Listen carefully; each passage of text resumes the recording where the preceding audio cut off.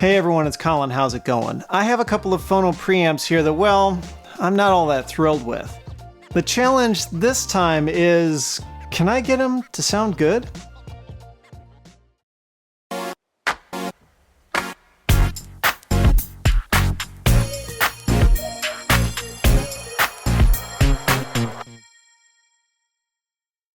In a previous video, I looked at a few inexpensive turntable preamplifiers. Two of them stood out, but not in a good way.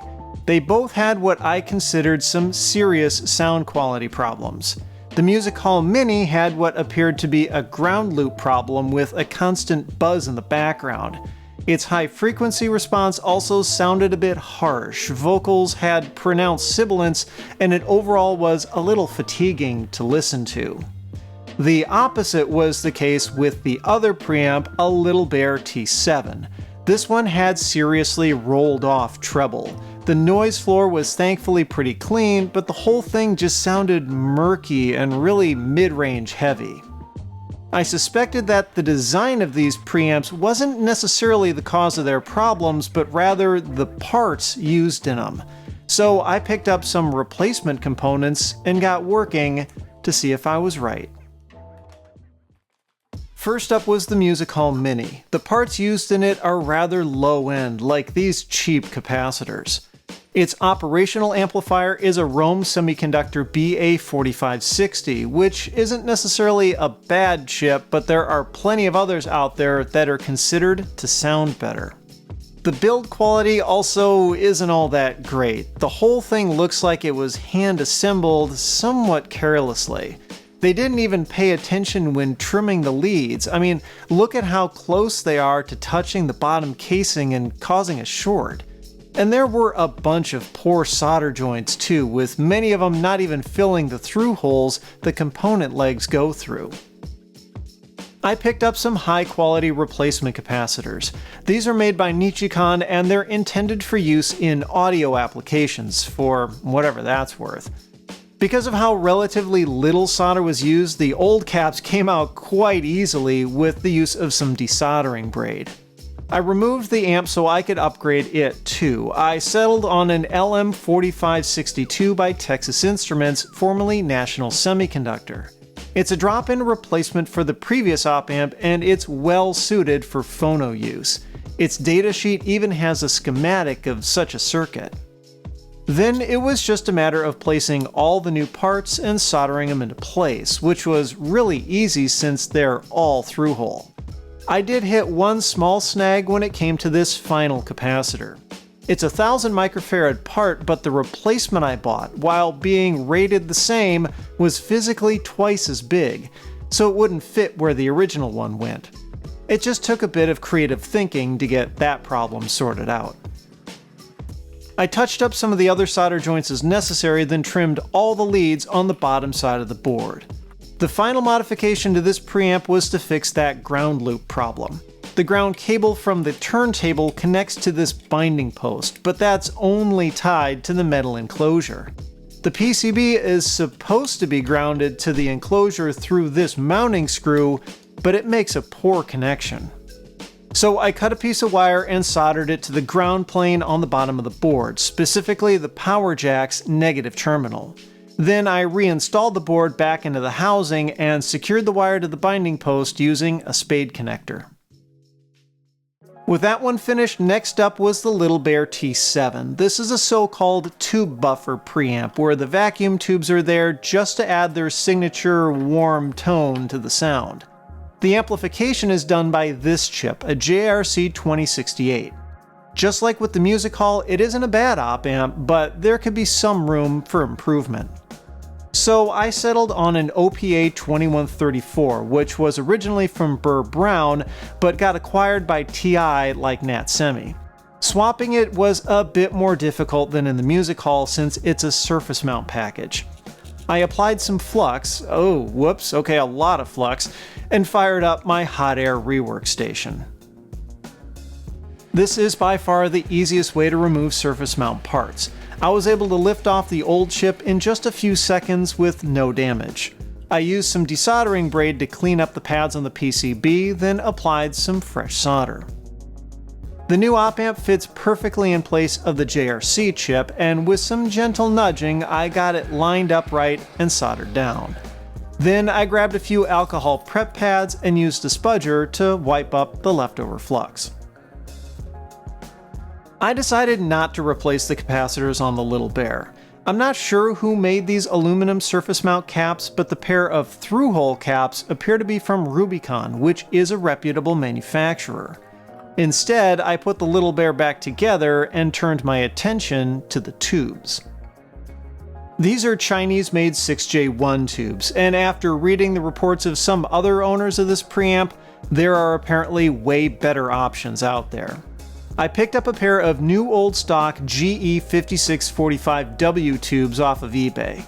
They had a manufacture date of January 1985 and just dropped right in.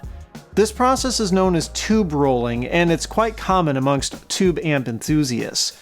There's been some debate as to whether the tubes in this preamp actually do anything, and I can tell you that in the very least, it doesn't pass audio without them. And speaking of audio, did these modifications make any difference? Well, let's take a listen. Remember to use headphones or good speakers, and this is of course just a comparison and not representative of their absolute sound quality. And as always, links to the artists featured here are down in the description.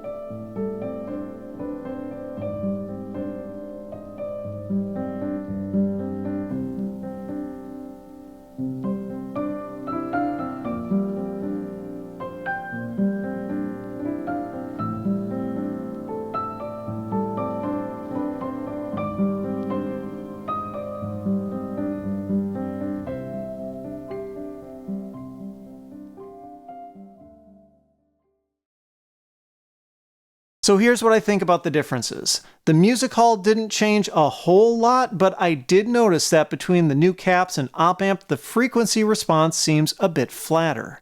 Specifically, the lower mid-range sounds clearer now, whereas before it was kinda muddy and the high end got less harsh. Adding that ground wire definitely fixed the background buzz, which is especially important since the new op-amp seems to output a slightly lower level signal than the original one.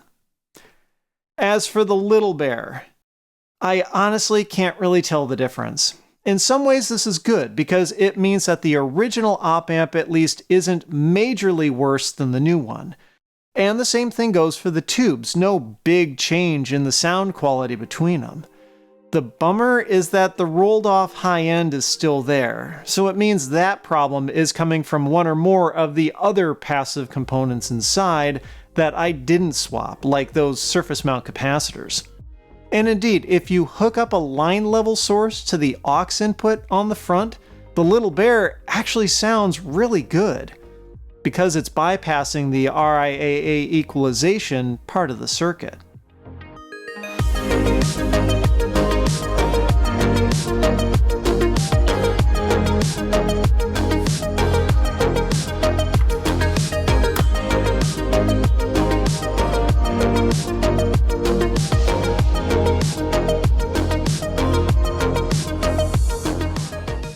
And that leads us into a discussion on the value of doing any of this. I paid about $8 US for the op amp that I put into the Little Bear, plus another 20 or so for the tubes with shipping. Even at the Little Bear's price of $50, I have a hard time recommending this. Assuming it would take another $10 to $15 worth of capacitors to fix the treble problem, I would have spent about as much on replacement parts as I did on the preamp itself. And the same holds true with the Music Hall Mini. It cost me only $10 for all the parts I put into it, and it did produce a noticeable improvement in sound quality. But the Mini sells for $100 on its own. I ranted about this before. It's just a rebadged Rolls VP29 at twice the price. Now, if you already own a VP29, $10 is a small price to pay to fix its flaws, and only takes basic soldering skills and tools. $100 is kind of a magic number when it comes to phono preamps, because around that amount your options are really good. Preamps like those from U-Turn, Project, and Shit Audio, yeah, that's what they're called, well, they're all highly rated and good quality. Now, even though I didn't get any kind of mind-blowing improvements out of either of these preamps, I think this was still fun and interesting. I also learned a lot in the process, not the least of which is that it often doesn't make sense to upgrade a cheap preamp, especially if you need specialized tools, when you could just buy one for the same amount of money that doesn't suck to begin with.